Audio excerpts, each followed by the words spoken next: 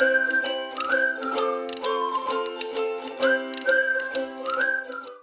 sits he? Does he walk? Or is he on his horse? Oh, happy horse to bear the whip of Antony.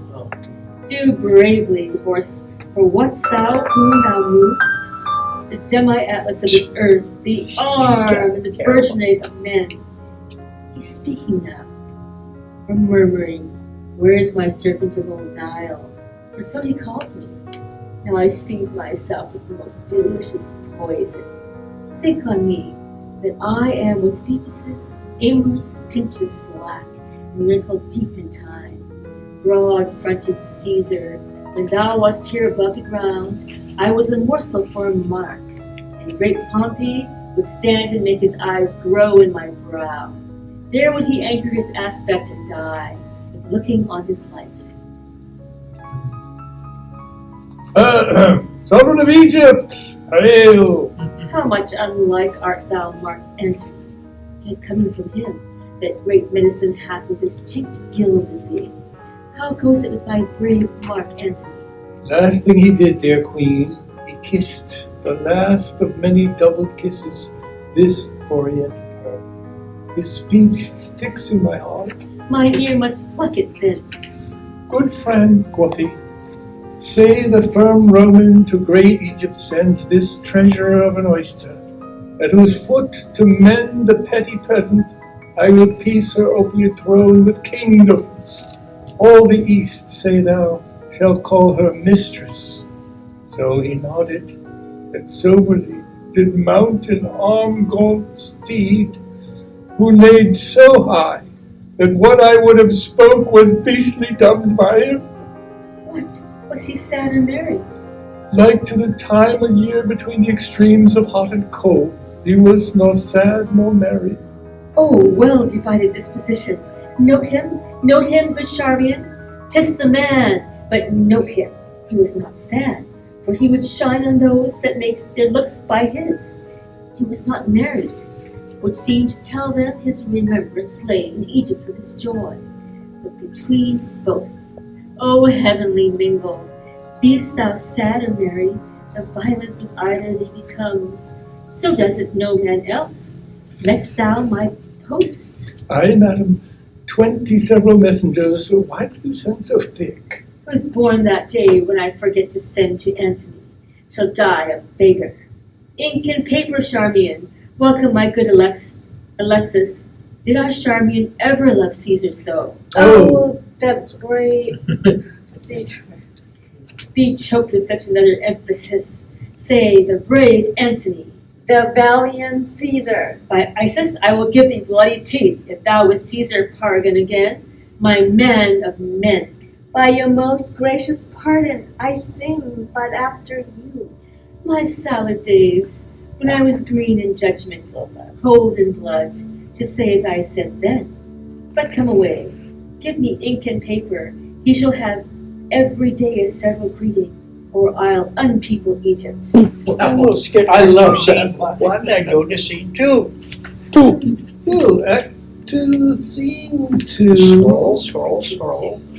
Scene 2. Okay, so. Is it Rome? The Which house? one? I'm sorry. Yes, Rome, the house of Lepidus. Enter Domitius and Eubarbus and Lepidus. Now, we do not have all of these people, so. Do we have a Lepidus? Lepidus is in the house. Lepidus is here. Continue. Good. Shush. Put the hat over the face. Good, Enobarbus. 'Tis a worthy deed, and shall become you well to entreat your captain to soft and gentle speech. I shall entreat him to answer like himself. If Caesar move him, let Antony look over Caesar's head and speak as loud as Mars. By Jupiter, were I the wearer of Antonius' beard, I would not shave today. 'Tis not time for private stomaching, Every time serves for the matter that is born in it. but small to great matters must give way. Not if the small come first. Your speech is passion, but pray you stir no embers up. Here comes the noble Antony. And yonder Caesar. Ah, if we compose well here to Parthia. Hark, Ventidius. Activia I do not know. Maecenas, ask Agrippa. No, noble friends, that which combined us was most great, and let not a leaner action rend us. What's amiss may it be gently heard. When we debate our trivial difference aloud, we do commit murder in healing wounds. Then, noble partners, or rather, for I earnestly beseech, touch you the sourest points with sweetest terms, not cursedness grow to the matter. 'Tis spoken well. Were we before our armies and to fight, I should do thus. Welcome to Rome. Thank you. Sit. Welcome to Rome. Here's Octavius. Okay, you are. Terrible voice. Okay. He's got a cough. Sit. I said sit. Sit, sir. Nay then. I learn you take things ill which are not so, or being concerned you not. I must be laughed at. If for nothing for a little, I should say myself offended, and with you chiefly in the world, more laughed at, that I should once name you derogatorily. Derogately. Yes. When to sound your name is not concerned to me. Well, my being in Egypt, Caesar, what was to you? No more than my residing here at Rome might be to you in Egypt. Yet you there did practice on my state. Your being in Egypt might be my question.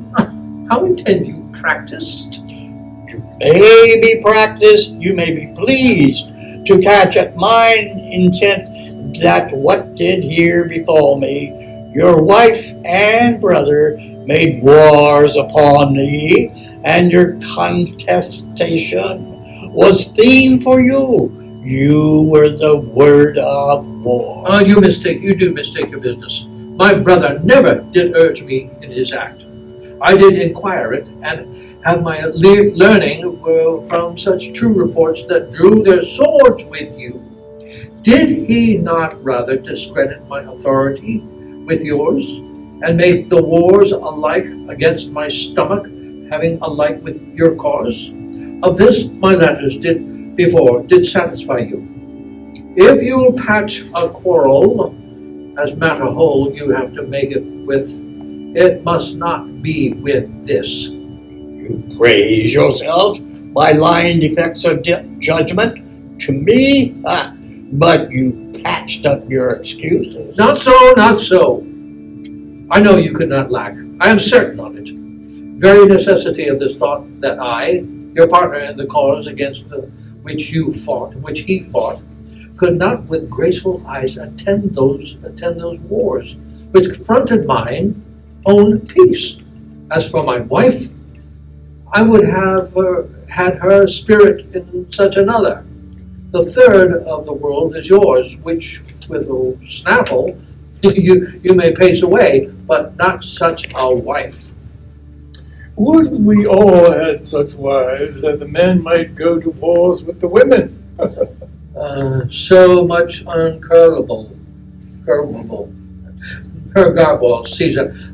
Caesar made out her patience, which not wanted shrewdness of policy too. I grieving grant did you too much disquiet. For that you must but say, I could not help it. Well, I wrote to you when riding in Alexandria. You did pocket up my letters, and with taunts did jibe my missive out of audience. Sir, he fell upon me, admitted then.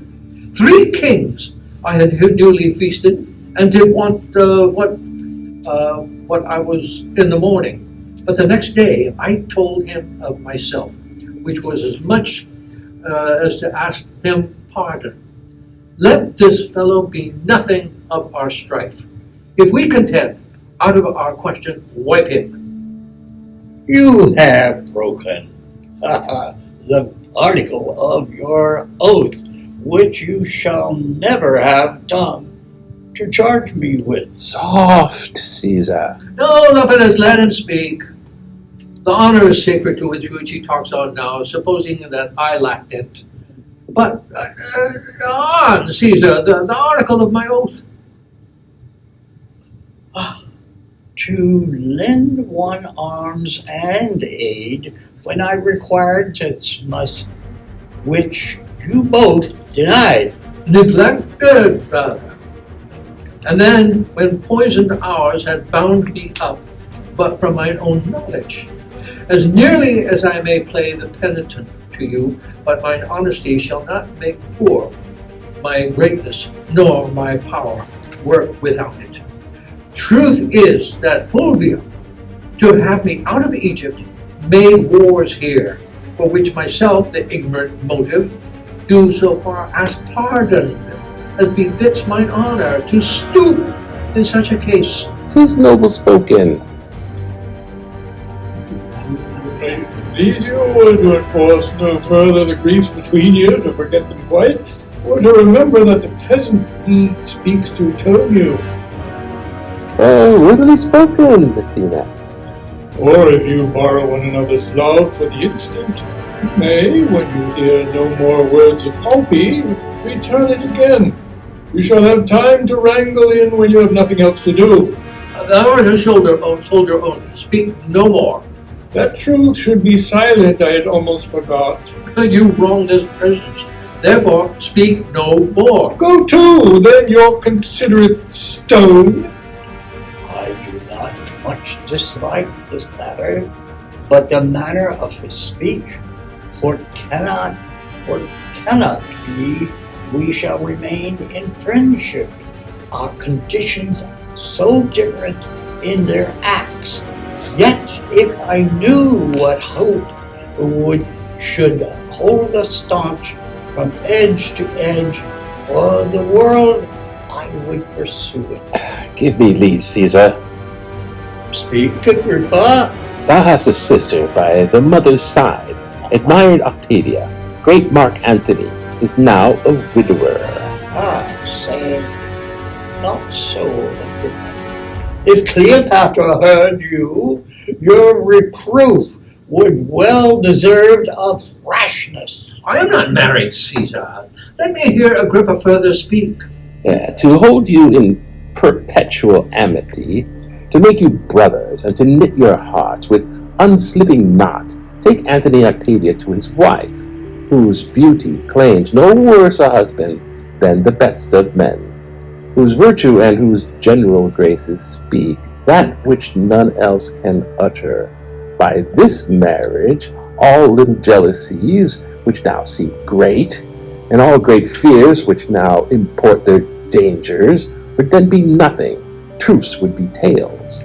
Where now have truce be truce, her love to both would each to other, and all loves to both draw after her. Pardon what I have spoke, for 'tis a studied, not a present thought, by duty ruminated. Does Caesar speak? Not till he hears how Antony is touched with what is spoken already. What power is in Agrippa? If I were to say, Agrippa, be it so, to make this good? The power of Caesar and his power unto Octavia. Oh, may I never to this good purpose that so fairly shows dream of impediment. Let me have thy hand. Further this act of grace, and from this hour, the heart of brothers govern in our loves, and sway our great designs. Well, there is my hand.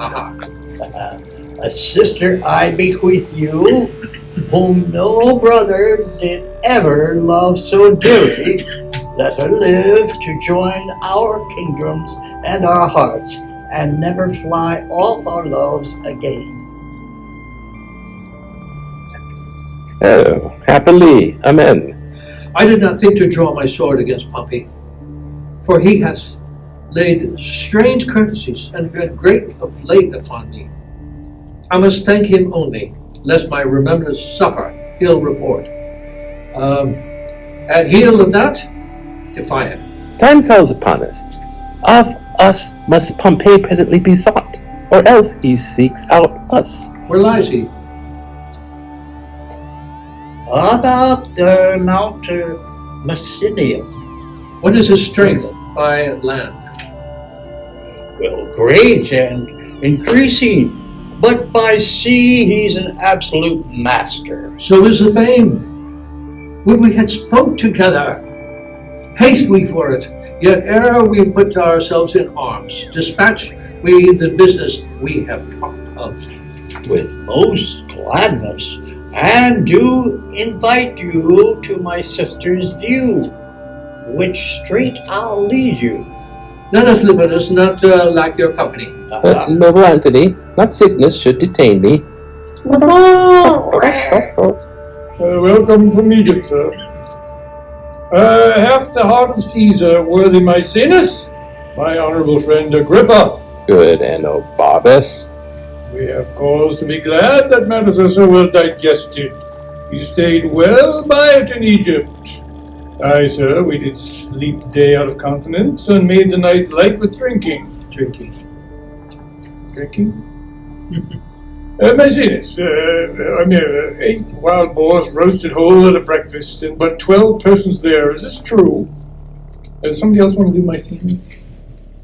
Maecenas? Yeah, me, or how Why don't we have her do it? Because she doesn't. Oh, yeah, okay. Sure, Do Maecenas. What did you guys finish? What Um, did you? 26. Night light with drinking. yes, and so it's Maecenas is. Okay, light with the drinking. 8 wild boars roasted whole at the breakfast, and but 12 person there. Is this true? This was but as a fly by an eagle. We had much more monstrous matter of feast, much worthily deserved noting. She's a most triumphant lady, if report is square to her. When she first met Antony, Mark Antony, she pursed up his heart upon the river of Cydnus. There she appeared triumphantly indeed, or my reporter devised well for her. I'll tell you, the barge she sat in, like a burnished throne, burned on the water. The poop was beaten gold, purple the sails, and so perfumed that the winds were lovesick with them. The oars were silver, which to the tune of flutes kept stroke, and made the water which they beat to follow faster, as amorous of their strokes. For her own person, it beggared all description. She did lie in her pavilion, cloth of gold and tissue, or picturing that Venus where we see the fancy outwork of nature. On each side her stood pretty dimpled boys, like smiling cupids with diverse colored fans, whose wind did seem to glow the delicate cheeks which they did cool, and what they did undid. Oh, rare for Antony. Her gentlewomen, like Nereides, so many mermaids, tended her in the eyes, and made their bends adornings. At the helm, a seeming mermaid steers, the silken tackles swell with the touches of those flower-soft hands that yearly frame the office. From the barge, a strange, invisible perfume hits the sense of the adjacent wharfs. The city cast her people out upon her, and Antony, enthroned in the marketplace, did sit alone, whistling to the air, which, but for vacancy, had gone to gaze on Cleopatra too, and made a gap in nature. Rare Egyptian. Upon her landing, Antony sent to her, invited her to supper. She replied, it should be better he became her guest, which she entreated. Our courteous Antony, who ne'er the word of no woman heard speak, being barber 10 times o'er, goes to the feast, and for his ordinary pays his heart for what his eyes eat only. Royal wench. She made great Caesar lay a sword to bed. He plowed her, and she cropped. I saw her once hop 40 paces through the public street, and having lost her breath, she spoke and panted that she did make defect perfection, and breathless power breathe forth. Now, Antony must leave her utterly. Never, he will not. Age cannot wither her, nor custom stale her infinite variety. Other women cloy the appetites they feed, but she makes hungry where most she satisfies. For vilest things become themselves in her, that the holy priests bless her when she is riggish. If beauty, wisdom, modesty can settle the heart of Antony, Octavia is a blessed mother to him. Let us go. Good Enobarvus, make yourself my guest whilst you abide here. Humbly, sir, I thank you. Alright, here you get your moment of bliss. There you go. Thank you. Well done. Scene 3, the same Octavius Caesar's house. Enter Mark Antony, Octavius Caesar, Octavia between them, and attendants. The world and my great office will sometimes divide me from your bosom. Before the gods my knees shall bow my prayers to them for you. Good night, sir. My Octavia, read not my blemishes in the world's report. I have not kept my swear, but that the time shall all be done by the rule. Good night, dear lady. Good night, sir.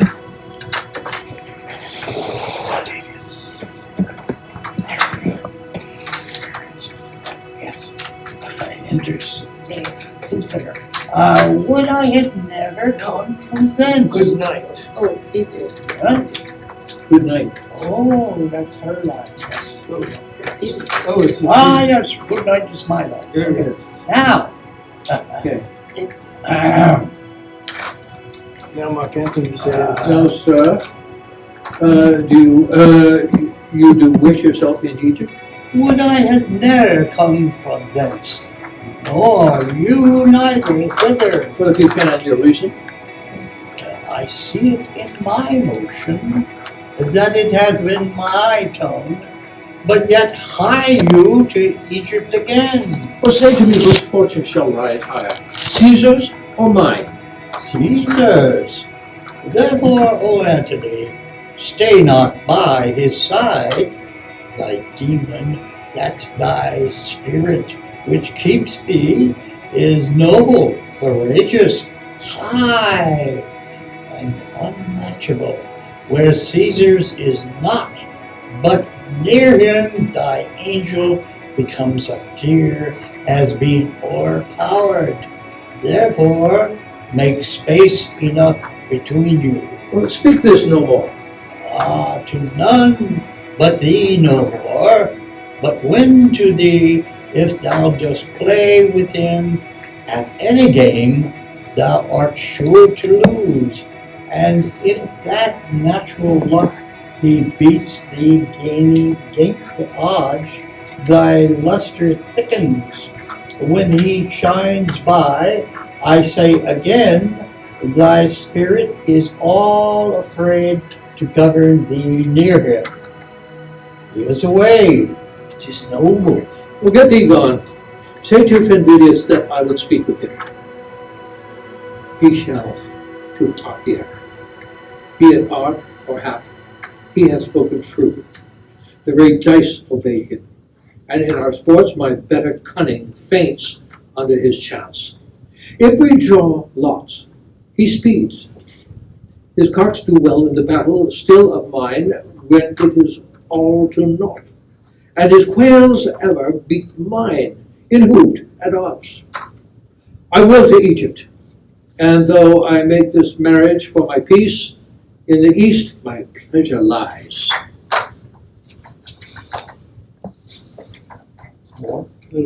Oh, Oh, come, Ventidius, you must depart here. Your commission's ready. Follow me and receive it. Scene 4, the same street. Enter Lepidus, Maecenas, and Agrippa. Trouble yourselves no further. Pray you hasten your generals after. Sir Mark Antony will in but kiss Octavian. What are you doing? Sir Mark Antony will even but kiss Octavian will follow. It shall be seen in your soldier's dress, which will become you both. Farewell.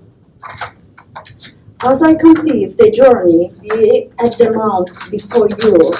Your way is shorter. My purposes do draw me much about. You'll win 2 days upon me. Farewell. Good, Good sir. sir, good success. Sir, good success. Farewell. Scene 5, Alexandria, Cleopatra's palace. Enter Cleopatra, Charmian, Iris, and Alexis. Give me some music, moody food of all of us that trade in love. Music! Oh, let it alone. Let's do billiards. Come, Charmian. My arm is sore, best play with Marty. As well as a woman with a unit plate. As with a woman. Come, you'll play with me, sir? As well as I can, madam. And when goodwill is showed, though it come too short, the actor may plead pardon. I'll none now. Give me mine angle, and we'll to the river there. My music playing far off, I will betray tawny finned fishes. My bended hook shall pierce their slimy jaws. And as I draw them up, I'll think every one of them, I'll think them everyone an Antony, and say, aha, you're caught. 'Twas merry when we waged on the angling, when your diver did hang a saltfish on his hook, which he with fervency threw. Oh, that time. Oh, times. I laughed him out of patience, and that night I laughed him into patience. The next morn, ere the 9th hour, I drunk him to his bed, then put my tires and mantles on him, whilst I wore his sword filigree.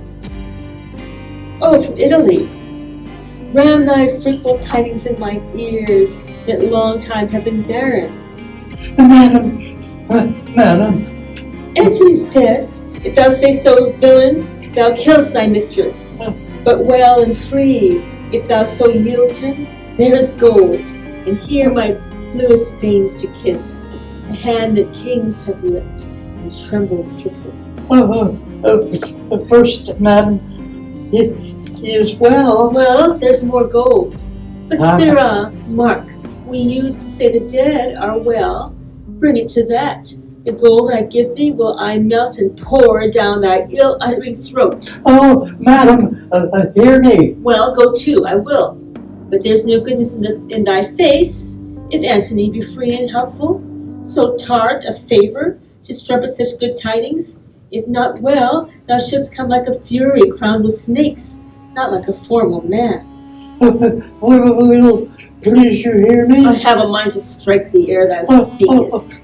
Yet if thou say Antony lives, is well, or friends with Caesar, or not captive to him, I'll set thee in a shower of gold, and hail rich pearls upon thee. Oh, madam, he's well. Well said. And friends with Caesar. Thou art honest man. Caesar and he are greater friends than ever. Make thee a fortune from me. But yet, madam, I do not like but yet. Does it lay the good precedence? Fie upon but yet. But yet is as a jailer to bring forth some monstrous malefactor. Prithee, friend, pour out the pack of matter to my ear. The good and bad together. He's friends with Caesar, in state of health, thou sayest, and thou sayest, free. Free, madam.